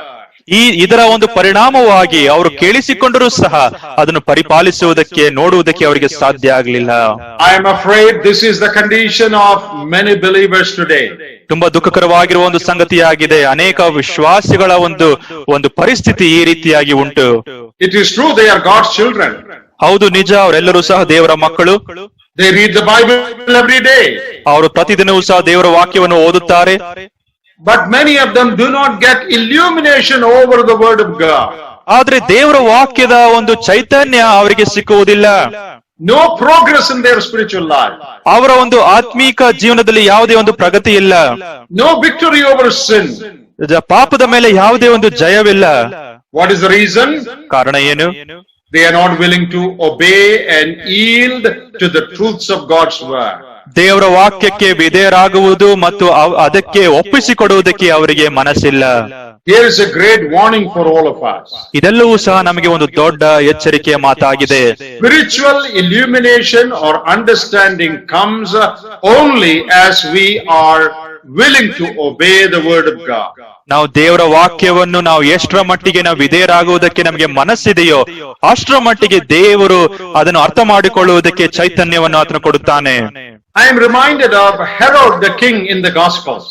ನಾವು ಸುವಾರ್ತೆಗಳಲ್ಲಿ ನಾವು ಓದುವ ಅರಸನಾದ ಹೆರೋದಿನ ಕುರಿತಾಗಿ ನನ್ನ ಮನಸ್ಸಿಗೆ ಬರುವುದುಂಟು. In Luke chapter 9 and also Luke chapter 23 we read about him. ನಾವು ಲೂಕನು ಬರೆದ ಸುವಾರ್ತೆ 9ನೇ ಅಧ್ಯಾಯ 23ನೇ ಅಧ್ಯಾಯದಲ್ಲಿಯೂ ಸಹ ನಾವು ಓದುತ್ತೇವೆ. Luke chapter 9 and also Luke chapter 23. ಲೂಕನು ಬರೆದ ಸುವಾರ್ತೆ 9ನೇ ಅಧ್ಯಾಯ ಮತ್ತು ಲೂಕನು ಬರೆದ ಸುವಾರ್ತೆ 23ನೇ ಅಧ್ಯಾಯದಲ್ಲಿ there we read that Herod wanted to see the Lord Jesus and hear him. ಹೆರೋದನು ಆತನು ಕರ್ತನಾಗಿರುವ ಯೇಸು ಕ್ರಿಸ್ತನನ್ನು ನೋಡುವುದಕ್ಕೆ ಮತ್ತು ಆತನಿಂದ ಕೇಳುವುದಕ್ಕೆ ಆತನಿಗೆ ಮನಸ್ಸಿತ್ತೆಂಬುದಾಗಿ ನಾವು ನೋಡುತ್ತೇವೆ. Is this not a good desire? Is that not a good desire? ಇದು ಒಂದು ಒಳ್ಳೆಯ ಒಂದು ಅಭಿಲಾಷೆ ಆಗಿರ್ಲಿಲ್ಲವಾ? To see the Lord Jesus and see him perform miracles and also to hear his wonderful words. ಆತನ ಅದ್ಭುತ ಕಾರ್ಯಗಳನ್ನು ನೋಡುವುದಕ್ಕೋಸ್ಕರ, ಆತನ ಮಾತುಗಳನ್ನು ಕೇಳುವುದಕ್ಕೋಸ್ಕರ ಇದು ಒಂದು ಒಳ್ಳೆಯ ಒಂದು ಆಶೆ ಆಗಿರ್ಲಿಲ್ಲವಾ? And it was then that the Lord Jesus was brought before him. ಈ ಒಂದು ಸಂದರ್ಭದಲ್ಲಿ ಕರ್ತನಾಗಿರುವ ಯೇಸು ಕ್ರಿಸ್ತನನ್ನು ಆತನ ಮುಂದೆ ಅವರು ತಂದರು. Well, that is what he was longing for. ಇದಕ್ಕೋಸ್ಕರ ಆತನು ಕಾಯುವವನಾತನು ಆಗಿದ್ದನು. And he thought, now I have a very good opportunity to see the Lord perform some miracles or hear his wonderful words. ಈ ಒಂದು ಸಂದರ್ಭದಲ್ಲಿ ನಾನು ಕರ್ತನಾಗಿರುವ ಯೇಸು ಕ್ರಿಸ್ತನನ್ನು ನೋಡುವುದಕ್ಕೆ, ಆತನ ಅದ್ಭುತ ಕಾರ್ಯಗಳನ್ನು ಸಾಕ್ಷೀಕರಿಸುವುದಕ್ಕೆ, ಆತನ ವಾಕ್ಯಗಳನ್ನು ಕೇಳುವುದಕ್ಕೆ ಒಳ್ಳೆಯ ಅವಕಾಶ. But we read that the Lord Jesus did not say a word to Herod, neither did he perform any miracle. ಆದ್ರೆ ಆ ಸಂದರ್ಭದಲ್ಲಿ ಕರ್ತನಾಗಿರುವ ಯೇಸು ಕ್ರಿಸ್ತನು ಹೆರೋದಿನ ಮುಂದೆ ಆತನು ಯಾವುದೇ ಒಂದು ಮಾತುಗಳನ್ನು ಆತನು ಆಡಲಿಲ್ಲ, ಯಾವುದೇ ಅದ್ಭುತ ಕಾರ್ಯಗಳನ್ನು ಮಾಡಲಿಲ್ಲ. The Lord Jesus did not say anything.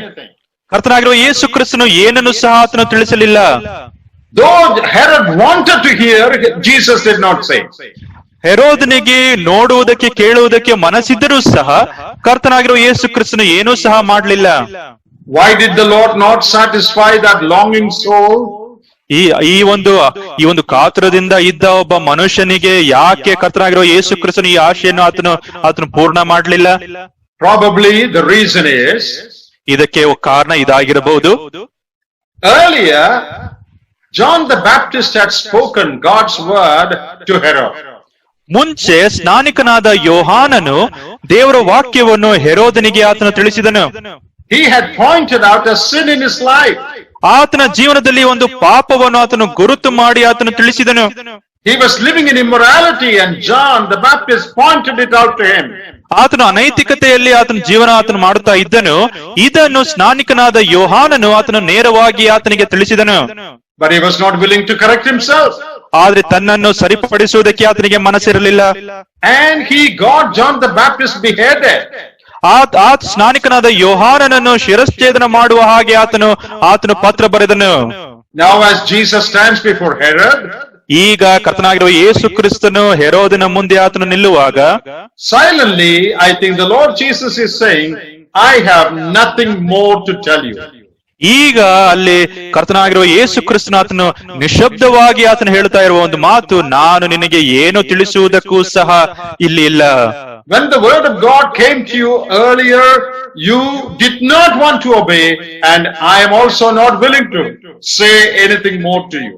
ಹಿಂದೆ ದೇವರ ವಾಕ್ಯವು ನಿನಗೆ ನೇರವಾಗಿ ಬಂದರೂ ಸಹ ನೀನು ಅದನ್ನು ಕೇಳಿ ಸ್ವೀಕಾರ ಮಾಡುವುದಕ್ಕೆ ನಿನಗೆ ಮನಸ್ಸಿರಲಿಲ್ಲ. ಈಗ ನಾನು ಸಹ ನಿನಗೆ ತಿಳಿಸುವುದಿಲ್ಲ. God gives us more light on His word only as we progress in obedience. ನಾವು ನಮ್ಮ ವಿಧೇಯತ್ವದಲ್ಲಿ ನಾವು ಯಾವ ರೀತಿಯಾಗಿ ನಾವು ಪ್ರಗತಿಪರ ನಾವು ಆಗುತ್ತೇವೋ ಅಷ್ಟರ ಮಟ್ಟಿಗೆ ಅದನ್ನು ದೇವರ ವಾಕ್ಯವನ್ನು ಕಲಿಯುವುದಕ್ಕೆ, ಅರ್ಥ ಮಾಡಿಕೊಳ್ಳುವುದಕ್ಕೆ ದೇವರು ಬೆಳಕನ್ನು ಅನುಗ್ರಹಿಸುತ್ತಾನೆ.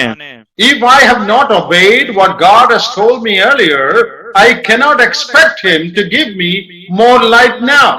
ಹಿಂದೆ ದೇವರ ವಾಕ್ಯವನ್ನು ನಾನು ಅದನ್ನು ಕೇಳಿ ನಾನು ಅದಕ್ಕೆ ವಿಧೇಯಳು ನಾನು ಆಗದೇ ಇದ್ದರೆ ಪುನಃ ದೇವರ ವಾಕ್ಯವನ್ನು ವ್ಯಕ್ತಪಡಿಸುವುದಕ್ಕೆ ಕರ್ತನಿಗೆ ಇಷ್ಟವಿಲ್ಲ. Let us look into our own lives here. ನಾವು ನಮ್ಮ ಜೀವನವನ್ನೇ ನಾವು ಪರೀಕ್ಷಿಸಿ ನಾವು ನೋಡುವವನಾಗಿರೋಣ. Have we been obedient to what God had spoken to us earlier? ಹಿಂದೆ ಕರ್ತನು ನಮಗೆ ತಿಳಿಸಿದ ಮಾತುಗಳಿಗೆ ನಾವು ಕಿವಿಗೊಡುವವನಾಗಿದ್ದೆವೋ? Are there things in our life that we know to be God's will, but we have not yet yielded, submitted ourselves to it? ಈಗಾಗಲೇ ನಮ್ಮ ಜೀವನದಲ್ಲಿ ಆದ ಸಂಗತಿಗಳು, ಹೌದು ಇದು ಕರ್ತನ ಚಿತ್ತ ಎಂಬುದಾಗಿ ನಮಗೆ ತಿಳಿದರೂ ಸಹ ನಾವು ಅದಕ್ಕೆ ನಮ್ಮನ್ನೇ ನಾವು ಒಪ್ಪಿಸಿಕೊಡಲಿಲ್ಲ. If that is the case, we may continue to read God's word, hear messages, but nothing may happen to us in our spiritual life. ಇದೆಲ್ಲದರ ಮಧ್ಯದಲ್ಲಿ ಇದೆಲ್ಲವೂ ಸಹ ಆದ ನಂತರ ನಾವು ಅನೇಕ ವಾಕ್ಯ ಸಂದೇಶಗಳನ್ನು ನಾವು ಕೇಳಬಹುದು, ನಾವು ದೇವರ ವಾಕ್ಯ ಓದಬಹುದು, ಆದ್ರೆ ಏನೂ ಸಹ ನಮಗೆ ಆಗುವುದಿಲ್ಲ. You hear the preacher, but you do not hear God. ನೀವು ಆ ಪ್ರಸಂಗಿಯ ಮಾತುಗಳನ್ನು ನೀವು ಕೇಳಬಹುದು, ಆದ್ರೆ ದೇವರ ಸ್ವರವನ್ನು ನೀವು ಕೇಳದೇ ಇರಬಹುದು. When you read the word of God, you understand the meaning of the words written there, but you do not get any spiritual light from what you read.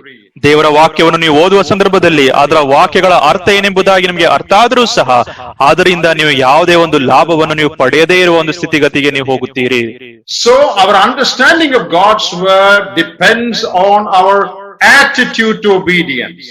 ಆ ವಿಧೇಯತ್ವಕ್ಕೆ ನಮ್ಮ ಒಂದು ಮನೋಭಾವ ಯಾವ ರೀತಿಯಾಗಿ ಇರುತ್ತದೋ ಆ ರೀತಿಯಾಗಿ ನಾವು ದೇವರ ವಾಕ್ಯದ ಲಾಭವನ್ನು ನಾವು ಪಡೆಯುವವನಾಗಿರಬೇಕು. And we get more light on the word of God only as we obey the word of God more and more. ನಾವು ದೇವರ ವಾಕ್ಯವನ್ನು ನಾವು ಎಷ್ಟರ ಮಟ್ಟಿಗೆ ನಾವು ವಿಧೇಯರು ನಾವು ಆಗುತ್ತೇವೋ ಅಲ್ಲಿಯ ತನಕ ದೇವರು ತನ್ನ ಬೆಳಕನ್ನು ಅದು ದೇವರ ವಾಕ್ಯವನ್ನು ಅರ್ಥ ಮಾಡಿಕೊಳ್ಳುವುದಕ್ಕೆ ಆತನ ಅನುಗ್ರಹಿಸುತ್ತಾನೆ. And the New Testament also teaches us there is a connection between love and obedience. ಪ್ರೀತಿ ಮತ್ತು ವಿಧೇಯತ್ವಕ್ಕೆ ಒಂದು ಸಂಬಂಧ ಉಂಟು ಎಂಬುದಾಗಿ ಹೊಸ ಒಡಂಬಡಿಕೆ ನಮಗೆ ತಿಳಿಸುವುದಾಗಿದೆ. Look at 1 John chapter 5 and verse 2. ಯೋಹಾನ ಬರೆದ ಸುವಾರ್ತೆ, ಯೋಹಾನ ಬರೆದ ಮೊದಲನೇ ಪತ್ರಿಕೆ 5ನೇ ಅಧ್ಯಾಯ 2ನೇ ವಚನ ನೋಡ್ರಿ. There we see that to love God is to obey His commandments. ನಾವು 2ನೇ ವಚನದಲ್ಲಿ ಈ ರೀತಿಯಾಗಿ ನಾವು ಓದುತ್ತೇವೆ, ನಾವು ದೇವರ ಮಕ್ಕಳನ್ನು ಪ್ರೀತಿಸುವುದಕ್ಕೆಂಬುದನ್ನು ದೇವರು ಪ್ರೀತಿಸಿ ಆತನ ಆಜ್ಞೆಗಳನ್ನು ಅನುಸರಿಸುವುದರಿಂದಲೇ ತಿಳಿದುಕೊಳ್ಳುತ್ತೇವೆ. To love God is to obey His commandments. ನಾವು ಕರ್ತನನ್ನು ಪ್ರೀತಿಸುತ್ತೇವೆ ಎಂಬುದಾಗಿ ಹೇಳುವಾಗ ಆತನ ಆಜ್ಞೆಗಳನ್ನು ಅನುಸರಿಸುವವನಾಗಿರಬೇಕು. So one of the marks of loving God is an attitude of obedience to His commands. ನಾವು ಕರ್ತನನ್ನು ಪ್ರೀತಿಸುತ್ತೇವೆ ಎಂಬುದಾಗಿ ಹೇಳುವಾಗ ಅದಕ್ಕಿರುವ ಮುಖ್ಯವಾದ ಒಂದು ಗುಣಲಕ್ಷಣ ನಾವು ಕರ್ತನ ಆಜ್ಞೆಗಳನ್ನು ನಾವು ಪರಿಪಾಲಿಸುತ್ತೇವೆ ಎಂಬುದಾಗಿ. If we say we love God more and more, we should be also able to say I obey God more and more. ನಾನು ಕರ್ತನನ್ನು ಹೆಚ್ಚೆಚ್ಚಾಗಿ ನಾನು ಪ್ರೀತಿಸುತ್ತೇನೆ ಎಂಬುದಾಗಿ ನಾವು ಹೇಳುವಾಗ ಅದೇ ಸಂದರ್ಭದಲ್ಲಿ ಅದೇ ಮಟ್ಟಕ್ಕೆ ನಾನು ಕರ್ತನನ್ನು ಹೆಚ್ಚೆಚ್ಚಾಗಿ ನಾನು ಪರಿಪಾಲಿಸುತ್ತೇನೆ, ಆತನ ಆಜ್ಞೆಗಳನ್ನು ಪರಿಪಾಲಿಸುತ್ತೇನೆ ಎಂಬುದಾಗಿ ನಾವು ತಿಳಿಸೋಣವಾಗಿರಬೇಕು. And the Lord Jesus repeatedly stated this truth in the Gospel of John. ಮತ್ತು ಈ ಒಂದು ಸತ್ಯಾಂಶವನ್ನು ಕರ್ತನಾಗಿರುವ ಯೇಸು ಕ್ರಿಸ್ತನು ಯೋಹಾನ ಬರೆದ ಸುವಾರ್ತೆಯಲ್ಲಿ ಅನೇಕ ಬಾರಿ ತಿಳಿಸುವವನಾತನು ಆಗಿದ್ದನು. In John chapter 14, ಯೋಹಾನ ಬರೆದ ಸುವಾರ್ತೆ 14ನೇ ಅಧ್ಯಾಯದಲ್ಲಿ in verse 15, 15ನೇ ವಚನ, verse 21, 21ನೇ ವಚನ, verse 23, 23ನೇ ವಚನ, the Lord repeated the same statement. ಈ ಒಂದು ಸತ್ಯಾಂಶವನ್ನು, ಈ ಒಂದು ಹೇಳುವಿಕೆಯನ್ನು ಕರ್ತನಾಗಿರುವ ಯೇಸು ಕ್ರಿಸ್ತನು ಪದೇ ಪದೇ ಆತನು ತಿಳಿಸಿದನು. If you love me, you will obey my commandments. ನೀವು ನನ್ನನ್ನು ಪ್ರೀತಿಸುವುದಾದ್ರೆ ನೀವು ನನ್ನ ಆಜ್ಞೆಗಳನ್ನು ಕೈಕೊಂಡು ನಡೆಯುವಿರಿ. Love and obedience always go together. ಪ್ರೀತಿ ಮತ್ತು ವಿಧೇಯತ್ವ ಎರಡೂ ಸಹ ಒಟ್ಟಾಗಿ ಅದು ಹೋಗುವುದಾಗಿದೆ. If we love God, we will obey Him. ನಾವು ಕರ್ತನನ್ನು ಪ್ರೀತಿಸುವುದಾದ್ರೆ ನಾವು ಆತನಿಗೆ ನಾವು ವಿಧೇಯರಾಗುತ್ತೇವೆ. So we see the importance of obedience. ಇಲ್ಲಿ ನಾವು ವಿಧೇಯತ್ವದ ಒಂದು ಪ್ರಾಮುಖ್ಯತೆಯನ್ನು ನಾವು ಅರ್ಥ ಮಾಡಿಕೊಳ್ಳುತ್ತೇವೆ. You know, book of James is an epistle that talks about obedience to God's word. ದೇವರ ವಾಕ್ಯಕ್ಕೆ ನಾವು ವಿಧೇಯರಾಗಬೇಕೆಂಬುದಾಗಿ ಯಾಕೋಬನ ಪತ್ರಿಕೆ ನಮಗೆ ಒಂದು ಒಳ್ಳೆಯ ಒಂದು ಪುಸ್ತಕವಾಗಿ ಉಂಟು. In James chapter 1, ಯಾಕೋಬನ ಬರೆದ ಪತ್ರಿಕೆ 1ನೇ ಅಧ್ಯಾಯದಲ್ಲಿ in verse 19 we read of hearing. ನಾವು 19ನೇ ವಚನದಲ್ಲಿ ನಾವು ಕೇಳುವ ಸಂಗತಿಯ ಕುರಿತಾಗಿ, ನಾವು ಕೇಳಿಸಿಕೊಳ್ಳುವ ಸಂಗತಿಯ ಕುರಿತಾಗಿ ನಾವು ನೋಡುತ್ತೇವೆ. In verse 21 we read about receiving. 21ನೇ ವಚನದಲ್ಲಿ ಸ್ವೀಕಾರ ಮಾಡುವ ಅಂಶದ ಕುರಿತಾಗಿ ನಾವು ನೋಡುತ್ತೇವೆ. And verse 22 we read about doing. ಮತ್ತು 22ನೇ ವಚನದಲ್ಲಿ ಮಾಡುವ ಸಂಗತಿಯ ಕುರಿತಾಗಿ ನಾವು ಕೇಳುವವರಾಗಿದ್ದೇವೆ. Receiving and doing.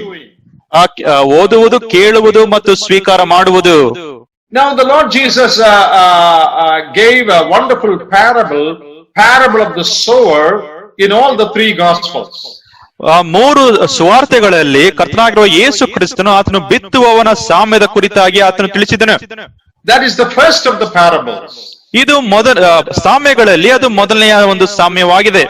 That parable emphasizes the importance of obedience.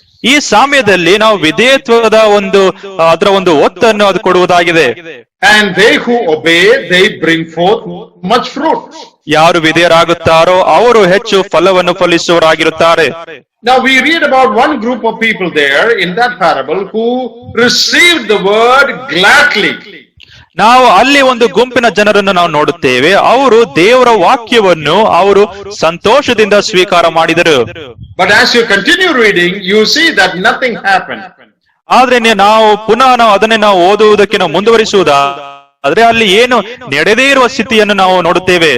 They were very happy to hear the speech and the word of God. They wrote down notes and they were excited. But one thing they did not do is they did not obey. ಅಲ್ಲಿ ಅವರು ದೇವರ ವಾಕ್ಯದ ಸಂದೇಶಗಳನ್ನು ಅವರು ಕೇಳಿಸಿಕೊಂಡ್ರು, ಅವರು notes ಗಳನ್ನು ಬರೆದರು. ಆದರೆ ಒಂದು ಸಂಗತಿಯನ್ನು ಮಾಡಲಿಲ್ಲ, ಅದೇನೆಂದರೆ ಅವರು ಅದಕ್ಕೆ ವಿಧೇಯರಾಗಲಿಲ್ಲ. Very often we are also like that. ಅನೇಕ ಬಾರಿ ನಾವು ಸಹ ಅದೇ ರೀತಿಯಾಗಿ ನಾವಿದ್ದೇವೆ. We receive the word gladly.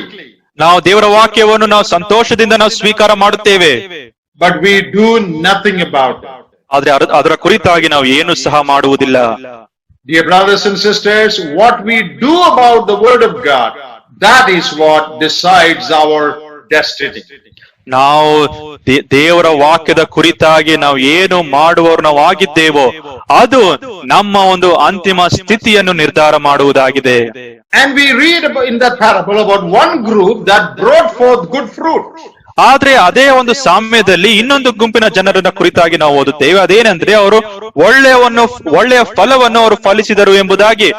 Who are they? ಅವರು ಯಾರು? In Luke 8:15 we read, ಲೂಕನು ಬರೆದ ಸುವಾರ್ತೆ 8ನೇ ಅಧ್ಯಾಯ 15ನೇ ವಚನದಲ್ಲಿ ನಾವು ಓದುತ್ತೇವೆ, they took these things to their hearts. ಅವರು ಈ ಅಂಶಗಳನ್ನು ಅವರ ಹೃದಯಕ್ಕೆ ಅವರು ತೆಗೆದುಕೊಂಡರು. You know, in the Jewish understanding, heart is the seat of volition, willpower. ನಾವು ಯಹೂದ್ಯರ ಒಂದು ಸಂಪ್ರದಾಯದಲ್ಲಿ ಹೃದಯ ಎಂಬುದಾಗಿ ಹೇಳುವಾಗ ಅದು ಒಂದು ರೀತಿಯಾದ ಒಂದು ವಿಲ್ ಪವರ್, ಅದು ಅವರ ಒಂದು ಚಿತ್ತವನ್ನು ಅದು ತೋರಿಸ್ತಾ ಇತ್ತು. ಡಿಸಿಷನ್ ಮೇಕಿಂಗ್ ಕೆಪಾಸಿಟಿ, ಅವರ ಒಂದು ನಿರ್ಧಾರವನ್ನು ಮಾಡುವ ಸಾಮರ್ಥ್ಯ ಹೃದಯದಲ್ಲಿ ಇತ್ತು ಎಂಬುದಾಗಿ ಅವರ ಒಂದು ಅರ್ಥೈಸುವಿಕೆ. So those who obeyed the word from the heart, they produced much fruit. ಯಾರ್ಯಾರು ದೇವರ ವಾಕ್ಯವನ್ನು ಅವರು ಹೃದಯಕ್ಕೆ ತೆಗೆದುಕೊಂಡರು ಅವರೆಲ್ಲರೂ ಸಹ ಒಳ್ಳೆಯ ಫಲವನ್ನು ಫಲಿಸಿದರು. At the close of the Sermon on the Mount, ಪರ್ವತ ಪ್ರಸಂಗದ ಅಂತಿಮ ಭಾಗದಲ್ಲಿ, in Matthew chapter 7, ಮತ್ತಾಯನ ಬರೆದ ಸುವಾರ್ತೆ 7ನೇ ಅಧ್ಯಾಯದಲ್ಲಿ and verse 24, 24ನೇ ವಚನದಲ್ಲಿ ನಾವು ಓದುವಾಗ, the Lord Jesus concludes the sermon saying, whosoever hears these sayings of mine and does them, I compare them to a man who built a house on the rock. ಆದುದರಿಂದ ಈ ಮಾತುಗಳನ್ನು ಕೇಳಿ ಅವುಗಳಿಂದ ನಡೆಯುವವನು ಬಂಡೆಯ ಮೇಲೆ ಮನೆಯನ್ನು ಕಟ್ಟಿಕೊಂಡ ಬುದ್ಧಿಯುಳ್ಳ ಮನುಷ್ಯನನ್ನು ಹೋಲುವನು. Not just the one who hears, but the one who hears and obeys these things. ಈ ಮಾತುಗಳನ್ನು ಕೇಳುವುದು ಮಾತ್ರವಲ್ಲದೆ ಈ ಮಾತುಗಳನ್ನು ಕೇಳಿ ಅವುಗಳಂತೆ ನಡೆಯುವವನು. What did the wise man do? ಬುದ್ಧಿವಂತನು ಏನು ಮಾಡಿದನು? In Luke's gospel we read, ಲೂಕನ ಬರೆದ ಸುವಾರ್ತೆಯಲ್ಲಿ ನಾವು ಈ ರೀತಿಯಾಗಿ ನಾವು ಓದುತ್ತೇವೆ, he dug deep and put his foundation on the rock. ಆತನು ಆಳವಾಗಿ ಅಗೆದು ಬಂಡೆಯ ಮೇಲೆ ತನ್ನ ಮನೆಯ ಅಸ್ಥಿವಾರವನ್ನು ಕಟ್ಟಿದನು. You know, there are three aspects to our human personality. ನಮ್ಮ ಒಂದು ಮಾನುಷಿಕವಾದ ಸ್ವಭಾವಕ್ಕೆ 3 ರೀತಿಯಾದ ಅಂಶಗಳು ಉಂಟು. One is the intellect. ಮೊದಲನೇದಾಗಿ ನಮ್ಮ ಒಂದು Thinking capacity. ನಮ್ಮ ಒಂದು ಯೋಚನೆ ಮಾಡುವ ಶಕ್ತಿ. And second is our emotion. ಎರಡನೇದಾಗಿ ನಮ್ಮ ಒಂದು ಭಾವನೆಗಳು. And thirdly, our willpower. ಮೂರನೇದಾಗಿ ನಮ್ಮ ಒಂದು ಚಿತ್ತ. So, the first part is listening to God's word. ಮೊದಲನೇದಾಗಿ ದೇವರ ವಾಕ್ಯಕ್ಕೆ ನಾವು ಕಿವಿಗೊಡಬೇಕು. We understand it in our intellect. ನಾವು ನಮ್ಮ ಒಂದು ಮನಸ್ಸಿನಲ್ಲಿ ಅದನ್ನು ನಾವು ಅರ್ಥ ಮಾಡಿಕೊಳ್ಳುತ್ತೇವೆ. Secondly, sometimes we get excited about it. Emotion is aroused. ಮತ್ತು ಅದರ ಕುರಿತಾಗಿ ನಮಗೆ ಸಂತೋಷ ಆಗುವುದುಂಟು, ಅದರ ಕುರಿತಾಗಿ ನಮಗೆ ಕುತೂಹಲ ಆಗ್ತದೆ. ಆ ಸಂದರ್ಭದಲ್ಲಿ ನಮ್ಮ ಭಾವನೆಗಳು ಹೊರಬರುತ್ತದೆ. But that is not enough. ಆದ್ರೆ ಅಲ್ಲಿಗೆ ಅದು ನಿಲ್ಲುವುದಕ್ಕೆ ಸಾಧ್ಯ ಇಲ್ಲ. Third level. ನಾವು 3ನೇ ಹಂತಕ್ಕೆ ನಾವು ಹೋಗಬೇಕು. Volition, willpower. We decide to do something about it. ನಾವು ಅದರ ಕುರಿತಾಗಿ ನಾನು ಮಾಡಬೇಕು ಎಂಬುದಾಗಿ ನನ್ನ ಚಿತ್ತವನ್ನು ನಾನು ತೋರಿಸಬೇಕು. On the earth, on the top, there is soil or sand. ಆ ಭೂಮಿಯ ಮೇಲೆ ಮೇಲ್ಭಾಗದಲ್ಲಿ ಮಣ್ಣು ಉಂಟು. That is like our intellect. ಅದೆಲ್ಲವೂ ಸಹ ನಮ್ಮ ಒಂದು ಮನಸ್ಸನ್ನು ಅದು ತೋರಿಸುವುದಾಗಿದೆ. When you go a little deeper, there is a hard mud there. ಇನ್ನು ಸ್ವಲ್ಪ ನಾವು ಅಗಿಯುವುದಾದ್ರೆ ಇನ್ನು ಜೇಡಿ ಮಣ್ಣು ಉಂಟು. That is equal to our emotion. ಅದು ನಮ್ಮ ಒಂದು ಭಾವನೆಗೆ ಅದು ಅನುಗುಣವಾದದ್ದು. Don't build your house there. ಅಲ್ಲಿ ನಿಮ್ಮ ಮನೆಯನ್ನು ಕಟ್ಟಬೇಡ್ರಿ. Go to the third level. ಇನ್ನು 3ನೇ ಭಾಗಕ್ಕೆ ಹೋಗ್ರಿ. Go deep to the rock. ಅಲ್ಲಿ ಬಂಡೆ ನಿಮಗೆ ಸಿಕ್ಕುವುದಾಗಿದೆ. That is your willpower, your decision making capacity. ಅಲ್ಲಿ ನಿಮ್ಮ ಚಿತ್ತ ಉಂಟು, ಅಲ್ಲಿ ನಿಮ್ಮ ನಿರ್ಧಾರಗಳನ್ನು ತೋರಿಸುವ ಒಂದು ಸ್ಥಳ. Obey your word. Obey the word. ದೇವರ ವಾಕ್ಯಕ್ಕೆ ವಿಧೇಯರಾಗಿರ್ರಿ. Understanding is good. ಅರ್ಥ ಮಾಡಿಕೊಳ್ಳುವುದು ಒಳ್ಳೆಯದು. Getting excited is good. ಅದರ ಕುರಿತಾಗಿ ಕುತೂಹಲ ಆಗುವುದು ಒಳ್ಳೆಯದು. But obedience makes the difference. ಆದ್ರೆ ಅದಕ್ಕೆ ನಾವು ವಿಧೇಯರಾಗುವಾಗ ಅದು ವ್ಯತ್ಯಾಸವನ್ನು ತೋರಿಸುವುದಾಗಿದೆ. May God help us in the days to come that we may not just be hearers or readers of God's word, but we may be obeying God's word. ನಾವು ಮುಂದಿನ ದಿನಗಳಲ್ಲಿ ಕರ್ತನು ತಾನೇ ನಮಗೆ ಸಹಾಯವನ್ನು ಕೊಡುವನು ಆತನು ಆಗಿರಲಿ. ನಾವು ಆತನ ವಾಕ್ಯವನ್ನು ಕೇಳುವುದು ಮಾತ್ರವಲ್ಲ, ಓದುವುದು ಮಾತ್ರವಲ್ಲ, ಆದರೆ ಅದನ್ನು ಪರಿಪಾಲಿಸುವವರು ನಾವು ಆಗಿರಬೇಕು.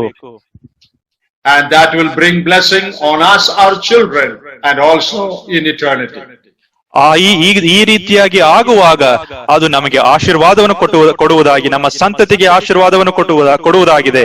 ಮತ್ತು ನಮ್ಮ ಒಂದು ಭವಿಷ್ಯದಲ್ಲಿ ಮುಂದಿನ ಲೋಕದಲ್ಲಿಯೂ ಸಹ ನಮಗೆ ನಾವು ಶ್ರೇಷ್ಠರಾಗಿ ನಾವಿರಬಹುದು. May the Spirit of God help us. ಕರ್ತನು ತಾನೇ ನಮಗೆ ಸಹಾಯವನ್ನು ನೀಡಲಿ, ಆತನ ಆತ್ಮವು ನಮಗೆ ಸಹಾಯವನ್ನು ನೀಡಲಿ.